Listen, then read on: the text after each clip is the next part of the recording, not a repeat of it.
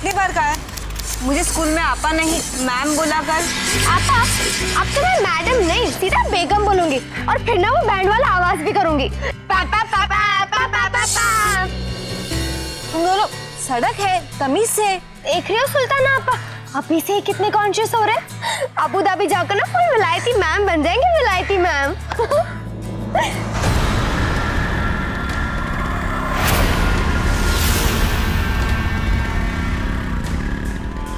रुखसाना। नमस्कार, मैं पूजा गौर सावधान इंडिया यूपी फाइट्स बैक में आप सबका स्वागत करती हूँ। केमिकल्स या फिर खतरनाक पदार्थों द्वारा किया गया अटैक औरत के खिलाफ एक ऐसा जघन्य अपराध है जो उसकी पूरी जिंदगी तबाह कर देता है। एक ऐसा जुर्म जिससे कई केसेस में पीड़ित की हालत इतनी बदतर हो जाती है कि उन्होंने खुलेआम सरकार से मौत की मांग की। खतरनाक पदार्थ से हमले का ऐसा ही दिल दहला देने वाला मंजर सामने आया उत्तर प्रदेश के विश्व प्रसिद्ध शहर आगरा में। 4 बहनें मासूम बेकसूर, जिनकी किसी से कोई दुश्मनी नहीं, उनके चेहरों पर किसी खतरनाक पदार्थ से सरेआम हमला किया गया। क्या था इस दर्दनाक हमले का कारण? कौन था वो हमलावर? क्यों उसने इन बहनों को अपना निशाना बनाया? क्या बीती उन बहनों पर और उनके परिवार वालों पर? इन सभी सवालों के जवाब को आज हम तलाशेंगे सावधान इंडिया यूपी फाइट्स बैक के इस खास एपिसोड में।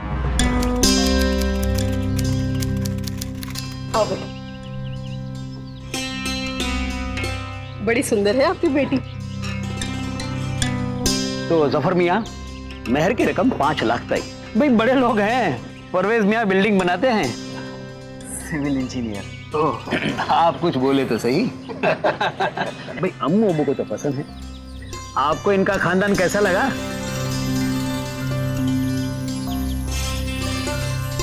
काश मैं अकेले ना होता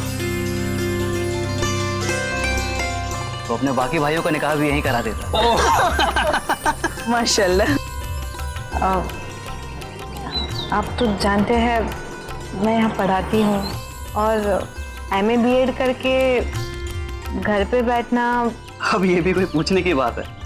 आप जरूर काम कीजिए, कोई मनाही नहीं। शुक्रिया। आपा, हाँ सुनिए, घर चलना है। नहीं नहीं, क्यों? मुझे खेलना है। खेलना बाद में, अभी घर चलना है। वो हमारी तीसरी नंबर बहन अबीदा है, दिमाग से थोड़ी कच्ची है, पिछले 4 साल से 12वीं में ही है। मगर 12वीं में तो आयशा भी है, लेकिन हम सबसे तेज है, स्कूल की टॉपर है और दिमाग के साथ साथ जबान भी बहुत तेज चलाती है, जैसे कि आप देख चुके हैं।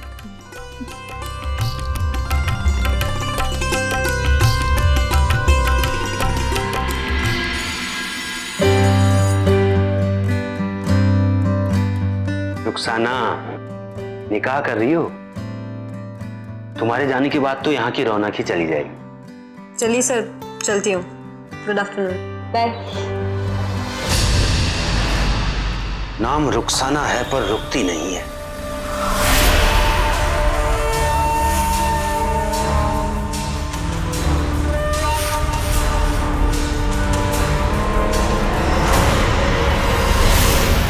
क्या है? क्यों पीछा कर रहे हो? जी, वो आपका टिफिन रह गया था। मैंने पहले से ही कहा है, मेरी चीजों पे नजर रखने की कोई जरूरत नहीं है। आइंदा से कभी पीछा किया ना तो कंप्लेन कर दूंगी।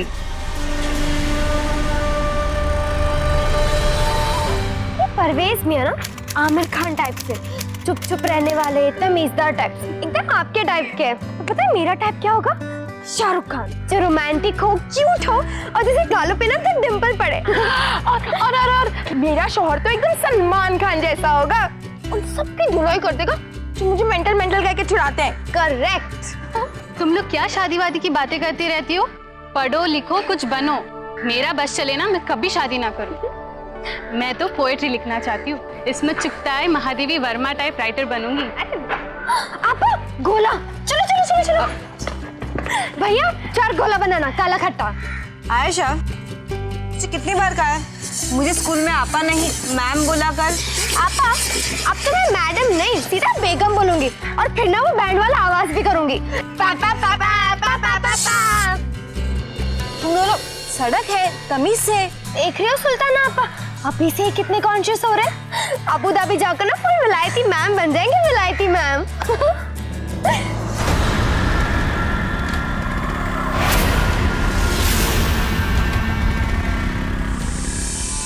रुखसाना,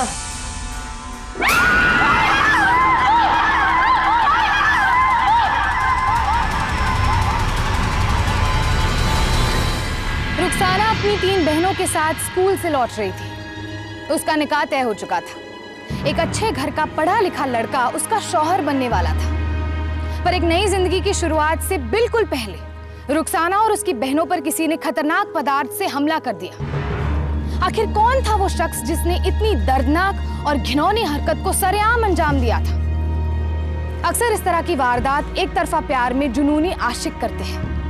तो क्या इस वारदात के पीछे भी एक तरफा प्यार था या फिर कोई और वजह?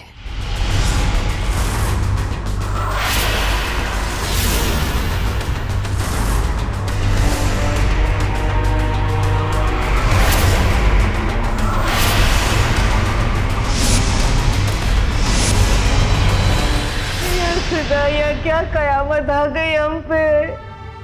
मैंने कितनी बार इन बच्चों से कहा था कि जब भी बाहर जाया करो अपना हिजाब पहन के जाया करो, लेकिन इन्होंने कभी मेरी बात नहीं सुनी।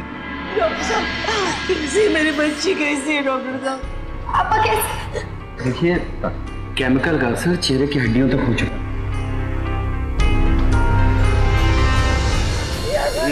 खुदा, ये क्या दे रहे हैं आप? सुल्ताना, अल्लाह का शुक्र है कि सुल्ताना के घाव ज्यादा गहरे नहीं है। उसके चेहरे के साथ साथ उसके हाथों पे भी केमिकल का असर हुआ है। मैं आपको सलाह देना चाहूंगा कि उसकी पट्टियां उतर जाने के बाद अब उसके चेहरे की प्लास्टिक सर्जरी करवा दें, लेकिन शायद ही उसका चेहरा पहले जैसे हो पाएगा।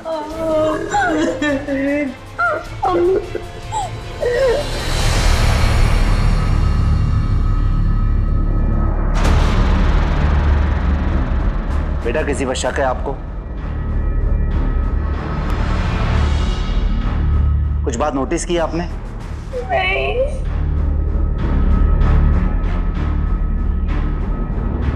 बेटा, आपने कुछ देखा था? सब कुछ इतना जल्दी जल्दी हो गया कि कुछ पता ही नहीं चला। अम्मी। देखिए इंस्पेक्टर, इस अटैक में एक बहुत ही खतरनाक पदार्थ का इस्तेमाल किया गया है।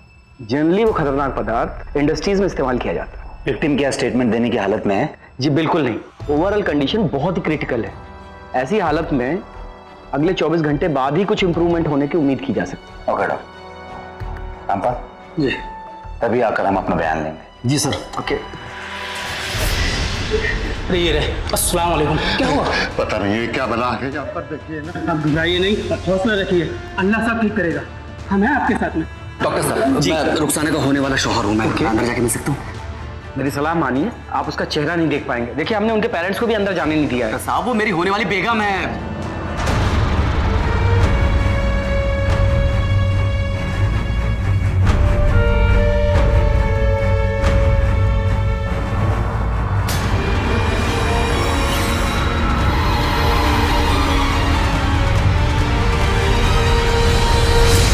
सफर साहब, वो क्या है कि शादी की तारीख हमें थोड़ी आगे बढ़ानी पड़ेगी।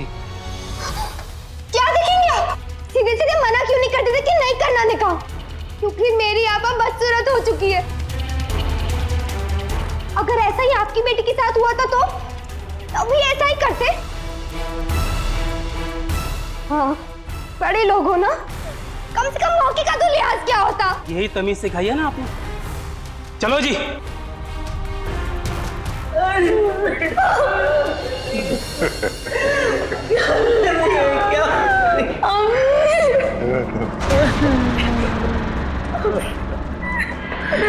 सफर साहब, आप चिंता मत कीजिए, हमने अपनी तहकीकात शुरू कर दी है। जिस किसी ने भी ये कांड किया है ना, वो बचेगा नहीं। आप हम पर भरोसा रखिए। बेटा, तुमको किसी पर शक, कभी किसी लड़के ने तुम्हारा पीछा किया हो? दरअसल अक्सर ऐसे केसेस में ज्यादातर हाथ किसी ऐसे लड़के का होता है जिसे लड़की मना कर चुकी होती है। फिर वो जुनून में आकर। ऐसा तो कोई नहीं। पापा को स्कूल के चपरासी ने परेशान किया। क्या नाम है उसका? परितोष।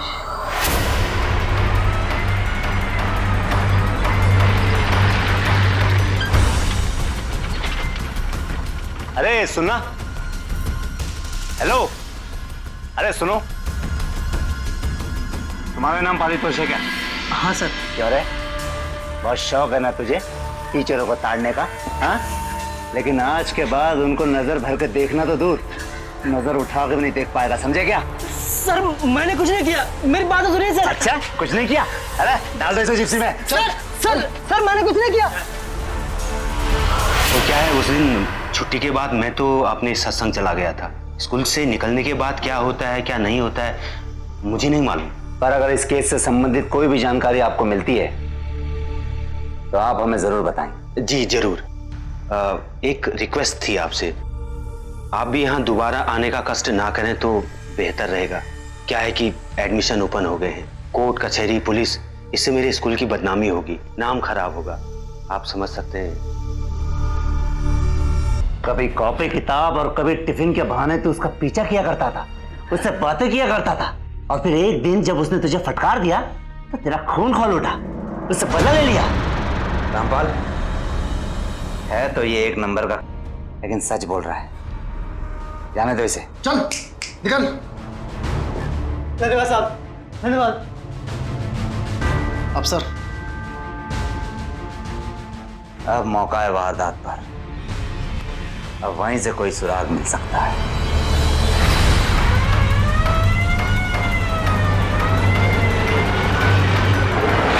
अरे सुनिए, इधर उस दिन एक हादसा हुआ था, क्या आपने देखा कुछ?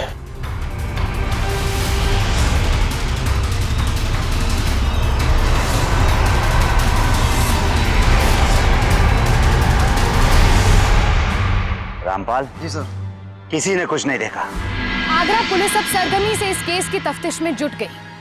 रुखसाना के बयान के बाद पुलिस ने स्कूल के प्यून पारितोष को गिरफ्तार कर लिया, लेकिन पूछताछ के बाद उससे कुछ ज्यादा नहीं निकल पाया। अब पुलिस का शक का दायरा बहुत ही सीमित हो चुका था, लेकिन सवाल अभी भी वही था, आखिर कौन था वो शख्स जिसने इस वारदात को अंजाम दिया था? और उससे भी बड़ा सवाल ये है कि क्यों लगातार बढ़ रहे ऐसे अटैक्स के बावजूद ऐसे खतरनाक पदार्थों को खरीदा और बेचा जाता है?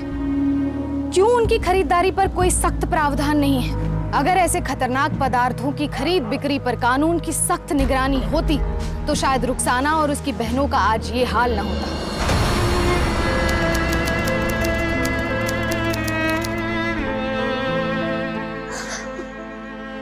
ये देखिए आपा, अम्मी अब्बू जब आपके साथ थे ना, मैंने खाना बनाना सीख लिया। खिचड़ी बनाई आपके लिए। अम्मी हाँ बेटे, खिचड़ी तुझे पसंद है ना, थोड़ा खा ले। तू तो खा ले सुल्ताना बेटी। सुल्ताना आपा, अम्मी मेरी भूख मर चुकी है। या अल्लाह, अरे ये दिन दिखाने से पहले मुझे उठा क्यों नहीं लिया? आज से मैं दुकान नहीं जाऊंगा, मैं नहीं जाऊंगा जब तक ये दोनों बिल्कुल ठीक नहीं हो जाती। मैं आज तो दुकान नहीं जाऊंगा। तुम दोनों याद रखो, तुम दोनों घर से बाहर कदम भी नहीं रखोगी। पर अब्बू, मेरी 12वीं के इम्तिहान है। इम्तिहान जान से ज्यादा है क्या? खुदा न खास्ता दोबारा। पर अब्बू, चुप कर, तेरे अब्बू सही कह रहे हैं। अब्बू प्लीज इन्हें जाने दो, हम दोनों के कारण इनकी जिंदगी बर्बाद हो जाएगी।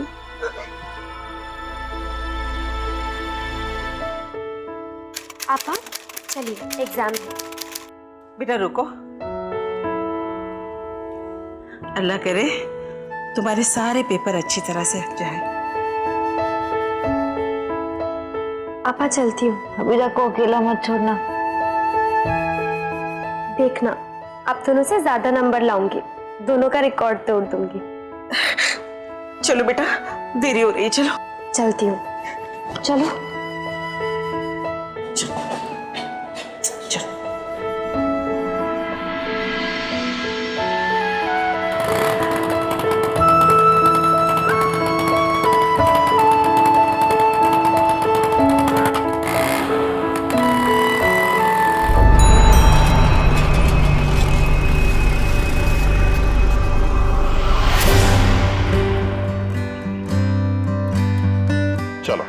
तुम दोनों ठीक से इम्तिहान दे देना। मैं यहीं बाहर आपके लिए वेट कर रहा हूँ और तुम दोनों अकेली कहीं नहीं जाना, ठीक है? अरे जफर भाई, अस्सलाम वालेकुम जफर भाई। वालेकुम। जफर भाई बहुत बुरा हुआ, क्या करें, जमाना बहुत खराब आ गया। लेकिन आप बिल्कुल चिंता मत कीजिए, कम से कम लड़कियां इस स्कूल में सुरक्षित रहेंगी। शुक्रिया, लेकिन मैं उनको अकेली छोड़ना नहीं चाहता।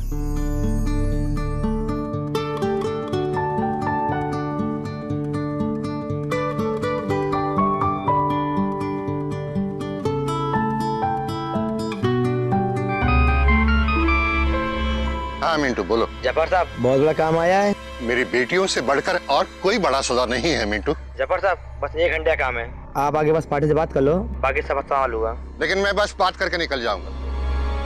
हाँ।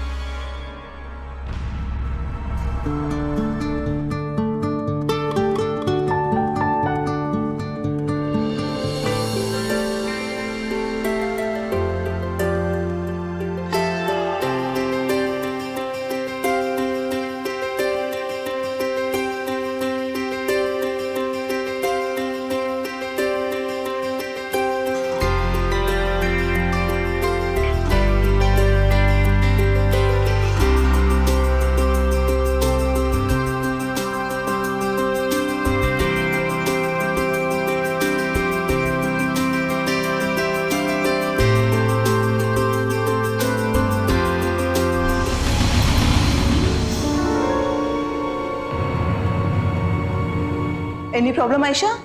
कुछ प्रॉब्लम है क्वेश्चन में? नो, मेरा हो गया मैम, थैंक यू।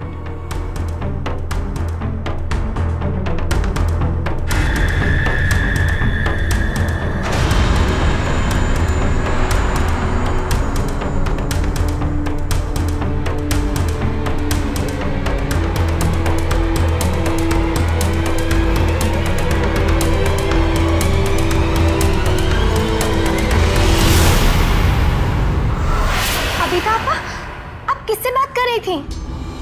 अरे कुछ तो बोलिए, यहाँ पे मेरी जान निकली जा रही है। अरे अब्बू कहाँ गए? कहाँ जा सकते हैं? एक काम करते, हम चले जाते। नहीं, अब्बू के बिना नहीं, डांट पड़ेगी।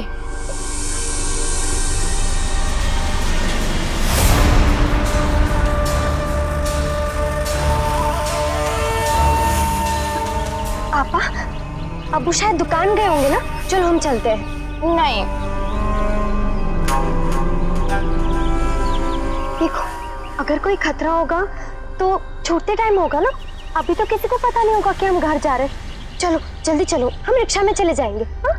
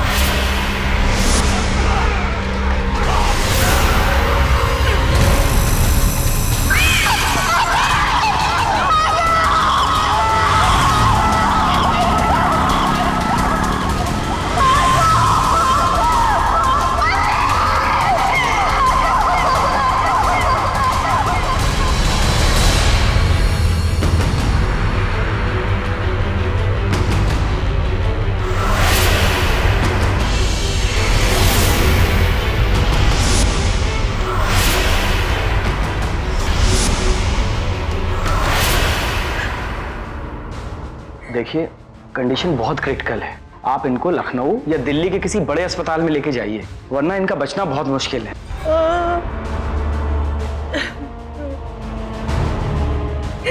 और बनो झांसी की रानी, आधा घंटा इंतजार नहीं कर सकती थी? बताया था ना कि अकेली कहीं नहीं जाना।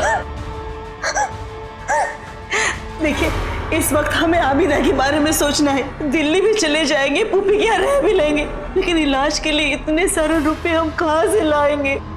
अब एफडी तुड़वा देंगे। रुखसाना के निकाह के लिए पैसे जमा कर रखे।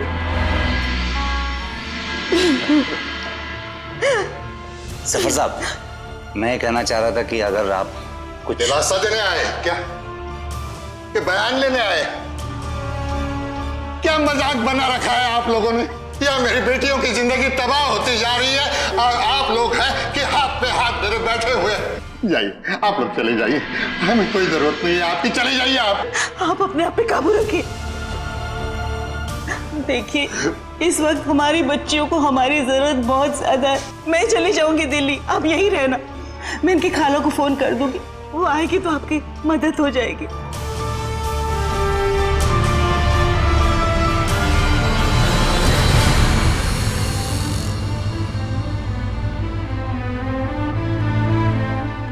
अबू, आयशा, अम्मी कहाँ है?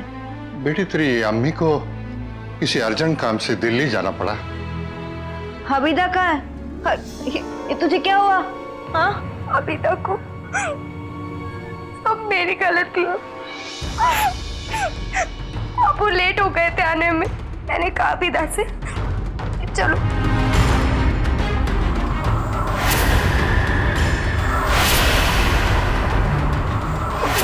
ये सब कौन कर रहा है हमारे साथ? ये नाइंसाफी है ना अब्बू, हमने किसी का क्या बिगाड़ा तो हमारी जिंदगी के साथ ऐसा खिलवाड़ हो रहा है। मैं उसको सजा दिलवानी चाहिए अब्बू।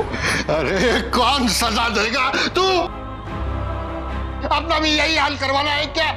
लेकिन अब्बू, याद रख, आज के बाद मेरी इजाजत के बगैर तू हिलेगी भी नहीं। बैठ जा इधर।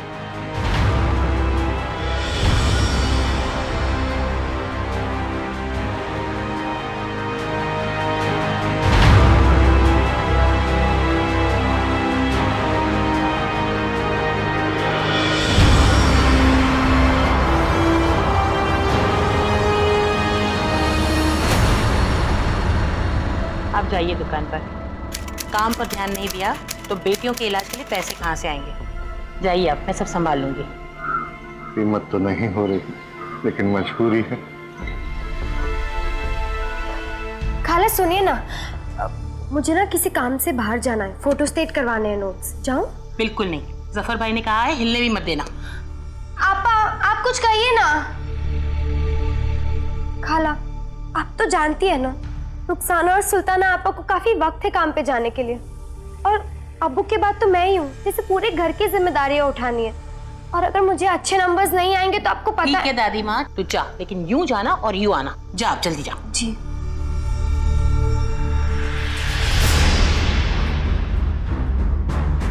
बिल्कुल सही लिखा है रामपाल, इस पर स्टैम्प करो और एसपी साहब के ऑफिस पर पहुंचवा दो। जी सर। अब्बू ने आपको कितना सुनाया, लेकिन आपके कानों पर कोई असर नहीं पड़ा। क्या लगता है आपको हम कोई मामूली इंसान है तो हमारी जिंदगी की कोई कीमत नहीं है?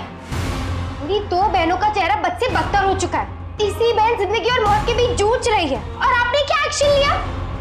कब लेंगे एक्शन? जब हम सब मर चुके होंगे तब। देखो बेटा, जिस दुकानदार के यहाँ से खतरनाक पदार्थ खरीदा गया था उसकी शिनाख्त हो चुकी है, लेकिन ताज्जुब की बात यह है कि जिसने पहली बार वो पदार्थ खरीदा था वो कोई और था, और जिसने दूसरी बार खरीदा वो कोई और। यानी कि दोनों हमलों में अलग अलग लोग शामिल थे। तो अलग अलग लोग कौन हो सकते हैं? उनकी हमें भी तलाश है। जैसे ही हमें पता चल जाएगा हम आपको खबर कर देंगे। जी शुक्रिया।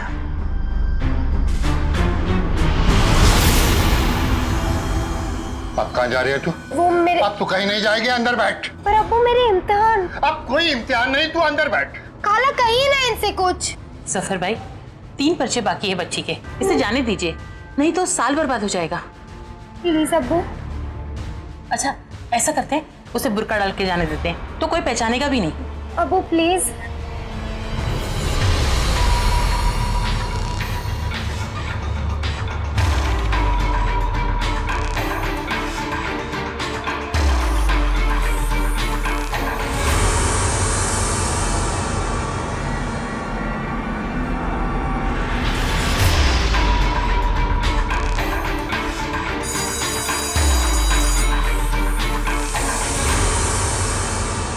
कमाल हो गया, एक और हादसा। आजकल शरीफ लोगों के साथ क्या हो रहा है समझ में नहीं आ रहा।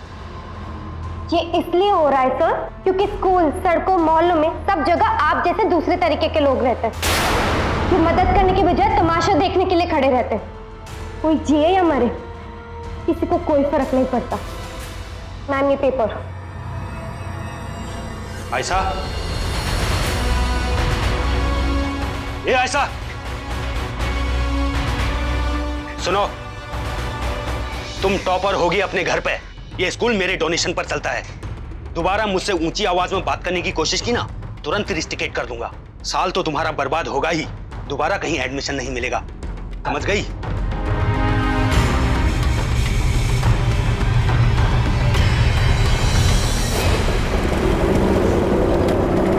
अबू रुकिए, अबू रुकिए, रुको। अरे आयशा, अरे क्या हुआ? भाग के क्यों आई तू? अबू वो वही बाइक थी, लाल रस्सी वाली बाइक। रस्सी वाली बाइक? Bike number UP 04 5934। जी पता करो किसके नाम पर है। जी सर। जानकारी देने के लिए बहुत बहुत धन्यवाद। लेकिन जैसा मैंने पिछली बार आपको कहा था, जैसे ही हमें कोई पुख्ता नॉलेज होती है इस बात की, हम आपको फौरन खबर कर देंगे। तू यहाँ पहले भी आ चुकी? तो क्या करती अब्बू? वहाँ मेरी बहनें तड़प रही है और यहाँ वो दरिंदा खुलेआम घूम रहा है। ये केस सिर्फ मेरा नहीं है अब्बू, और अगर उन वैश्यों को पकड़ा नहीं ना तो न जाने कितनी और लड़कियों के साथ वो ऐसे ही सुलूक करेंगे।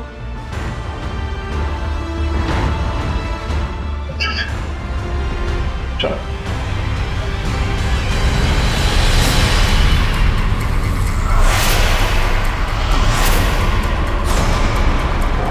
हाँ, ये यूपी 04 5934 नंबर की बाइक करी है। जी साहब, लेकिन हुआ क्या है? चला जा साहब। अरे बात तो सुनो साहब। क्यों बाइक सवार? बड़ा शौक है तुझे लड़कियों का चेहरा बिगाड़ने का? वो बाइक मेरी है, लेकिन कुछ दिन पहले वो गायब हो गई थी। मैंने तो थाने में रपट भी दर्ज करवाई थी इसकी। सर ये सही कह रहा है। आप जा सकते हैं। एक बात तो साफ है, इनकी बाइक चोरी होने के बाद ये दोनों हादसे हुए। इसका मतलब है जो आजकल बाइक चला रहा है वही अपराधी।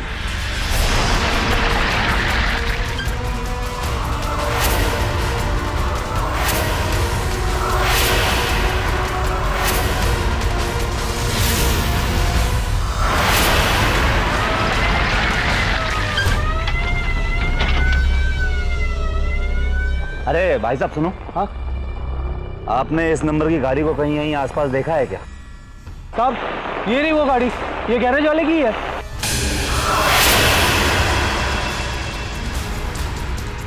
अरे ओ लड़के, इधर आ, इधर आ जल्दी। क्या हुआ था? किसकी गाड़ी है?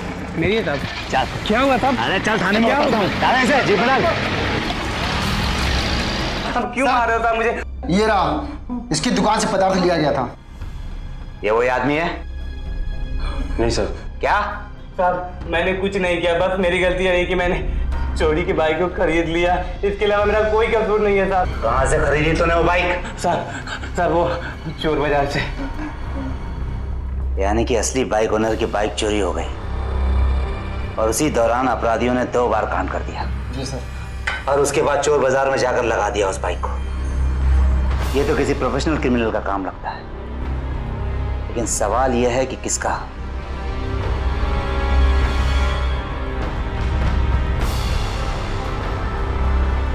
हेलो जफर साहब।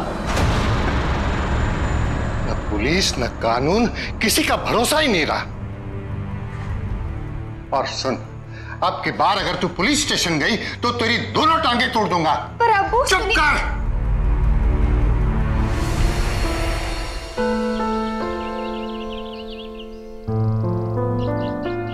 हो सके तो हमें माफ कर दीजिएगा।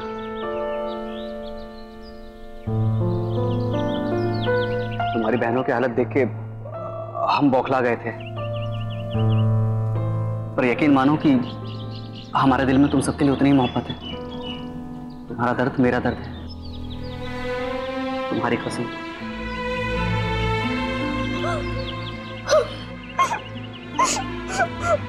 क्या करे परवेज साहब, पुलिस तक को कोई सबूत नहीं मिल रहा। मैं लड़ लड़ के थक चुकी हूँ और ऊपर से अब्बू नहीं चाहते कि मैं केस आगे बढ़ाऊं। क्या करूं? कोई बात नहीं, कभी कभी पुलिस वालों को आगे बढ़ने के लिए डोज देनी पड़ती है, और वो डोज देगी ये रिपोर्टर।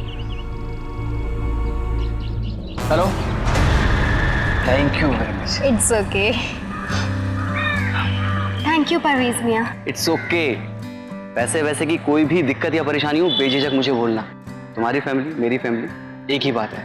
आपा बहुत लकी होती अगर उन्हें आप जैसा शौहर मिलता। करेक्ट। वैसे मेरे जैसे लोग ज्यादा बचे नहीं हैं यहाँ पर, 2 या 3, जैसे सुपरमैन, बैटमैन, स्पाइडरमैन। जी चलते हैं। चलो। खाला लाइए ना, मैं कर देती हूँ। बिस्तर पर पड़े पड़े बहुत लाचार महसूस हो रहा है। नहीं, तुम आराम करो, मैं कर लेती हूँ।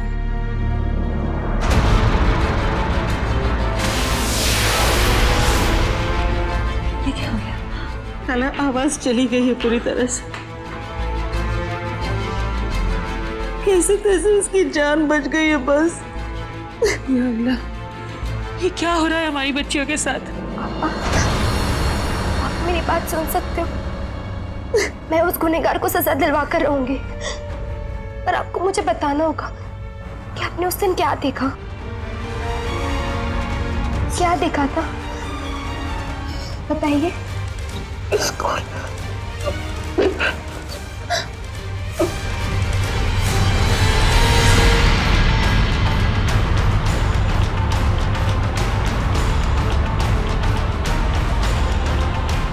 डांस हॉल, यहीं पर अबिता आपा किससे बात कर रही?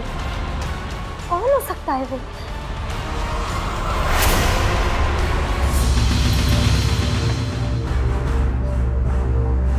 जरूर यहीं से कोई अंदर आया होगा और उसने अबिता आपा को धमकाया। कौन हो सकता है? तुम ही थे ना उस दिन यहाँ पर? क्या कहा था आपा को तुमने? जल्दी से जवाब दो वरना मैं पुलिस को बुला दूंगी। जवाब दो। हाँ तुम। अरे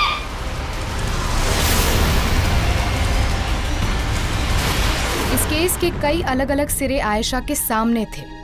आबिदा जो अब कुछ बोलने की हालत में नहीं थी, एक चोरी की बाइक जो वारदात में इस्तेमाल हुई थी और एक प्यून जो अचानक फरार हो चुका था। मामला सुलझने के बजाय और उलझता जा रहा था।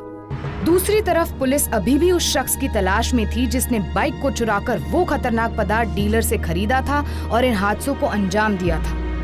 आयशा पूरी शिद्दत से अपनी बहनों के लिए इंसाफ पाने में लगी थी, पर उसके आगे कोई रास्ता नजर नहीं आ रहा था। पारितोष सिर्फ डर कर भाग गया या वाकई में वो कुछ जानता है?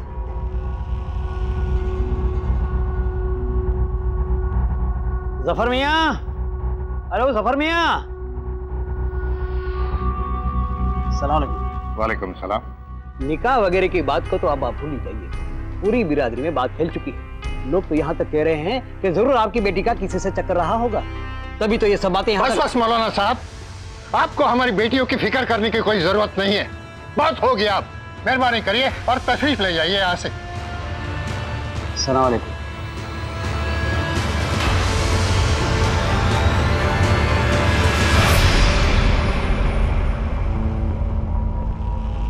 मैं नहीं दे सकती। मैं अपने बच्चे की ऐसी हालत नहीं देख सकती। ये कैसे रहेंगे इस समाज में? कौन करेगा इनके साथ निकाह? मुझे बताइए। या खुदा, ये सब देखने से पहले मुझे मौत क्यों नहीं आ गई? फैसला कर लिया है, फैसला कर लिया मैंने। अब हम इस शहर में नहीं रहेंगे, बाराबंकी के चले जाते हैं। नहीं, शहर की बुरी यादें होंगी, न लोगों के ताने होंगे।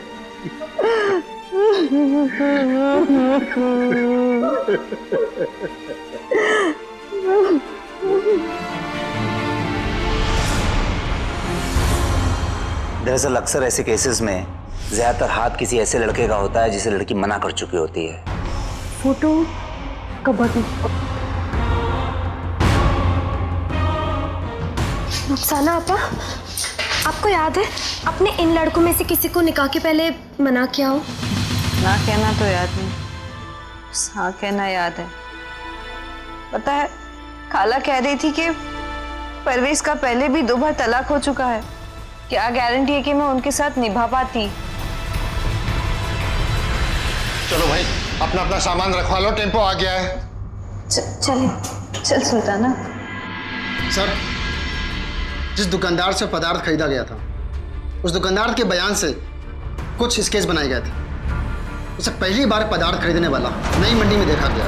राजू नाम है उसका, 10 नंबरी है सर। वो दिखाने के लिए केबल टीवी काम करता है।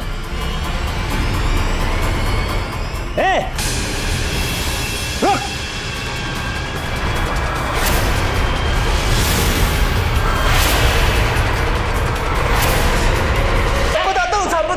बताता हूँ मारिए मत साहब, मैं बता रहा हूँ। मुझे 10,000 रुपए मिले थे उन दोनों लड़कियों का चेहरा बिगाड़ने के लिए साहब।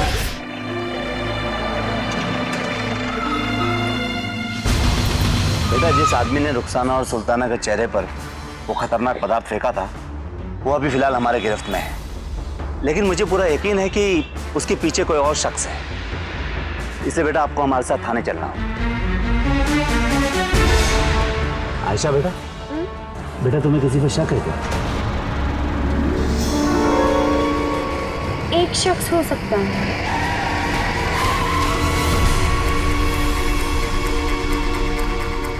चलो बाहर निकल। अरे क्या हुआ इंस्पेक्टर साहब? अरे बताता हूँ, थाने चल के सब बताता हूँ। हुआ क्या है? इतना बड़ा धोखा, तुम्हें तो दोजख में भी जगह नहीं मिलेगी। सच बोल, किसने किया? हाँ मैंने ही किया। इस बार भी मैं यही करने वाला।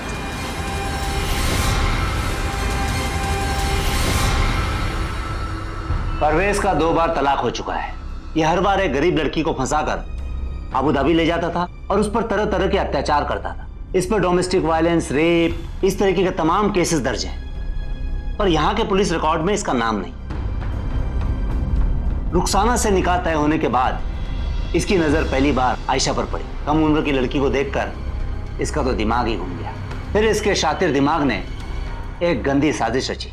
आयशा को पाने के चक्कर में इसने उसकी तीनों बड़ी बहनों को अपने रास्ते से हटाने का फैसला कर लिया। फिर इसने राजू को पैसे देकर रुखसाना और सुल्ताना को तो लाचार बना ही दिया, साथ ही साथ आयशा पर भी अपनी नजर रखने लगा और वहां स्कूल में पियोन को पैसे देकर वहां आता जाता रहता था। वहीं इसकी मुलाकात आबिदा से हो गई।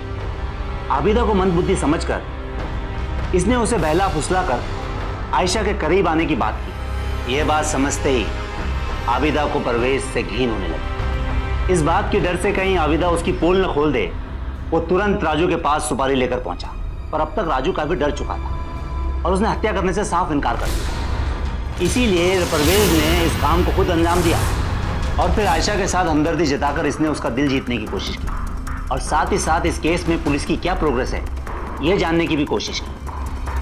और जैसे ही इसको इस बात का यकीन हो गया कि आयशा की कोशिश की वजह से पुलिस इसके गिरबान तक पहुंचने ही वाली है, इसने फौरन अबू धाबी जाने का फैसला कर लिया। और फिर क्या हुआ ये तो आप सब जानते हैं।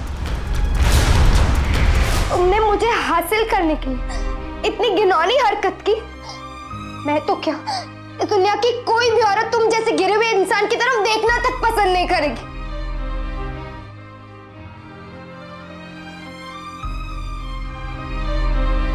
जो दर्द तुमने मेरी बहनों को दिया है ना, उससे कई ज्यादा और दुगनी ज्यादा तुम्हें मिलेगी। परवेज जैसे मर्द मर्द कहलाने के लायक नहीं। आखिर किस तरह की हीन मानसिकता ऐसी घिनौनी हरकत करने की इजाजत देती है? केमिकल अटैक के विक्टिम को अनगिनत मेडिकल कॉम्प्लिकेशंस का सामना करना पड़ता है। हादसे के बाद जहरीली गैस की वजह से पीड़ित को सांस लेने में तकलीफ हो सकती है, क्योंकि इसका सीधा असर पीड़ित के गुर्दों पर पड़ता है। इसलिए पीड़ित के शरीर या फिर चेहरे को चलते पानी के नीचे धोना चाहिए और अगर पदार्थ की कुछ मात्रा आंखों में चली गई है तो पलकें खुली रखकर उसे अच्छे से धो लेना चाहिए, ताकि प्राथमिक तौर पर इसके खतरनाक प्रभाव को कम किया जा सके। जांच एजेंसीज के हवाले से मिले आंकड़ों के अनुसार इन केसेस के पीछे के 3 मुख्य कारण सामने आते हैं। पहला, मर्दों और औरतों के बीच का भेदभाव। दूसरा, इन खतरनाक पदार्थों का बाजार में बड़ी आसानी से उपलब्ध होना। और तीसरा, गुनहगारों को कानून का डर न होना। अगर हम इन तीनों वजहों पर गंभीरता से गौर करें तो शायद इन केसेस पर रोक लग सकेगी। इस दिशा में सबसे अहम पहल तब हुई जब कैबिनेट ने क्रिमिनल लॉ बिल 2012 में ऐसे पीड़ितों के लिए एक खास प्रोविजन का प्रस्ताव रखा। इसके अंतर्गत ऐसे केसेस को आईपीसी की धारा 326A और 326B में सम्मिलित करने की बात रखी गई। सख्त कानून के साथ ऐसे संगीन अपराधियों पर पूरी तरह लगाम लगाई जा सकती है अगर हम सरेआम होने वाली वारदातों का सामना हिम्मत से करें। ये वारदात इसलिए नहीं होती क्योंकि समाज में बुरे लोग ज्यादा हैं, बल्कि इसलिए होती है क्योंकि अच्छे लोग बुराई के खिलाफ आवाज नहीं उठाते। इसलिए जुर्म के खिलाफ आवाज उठाइए।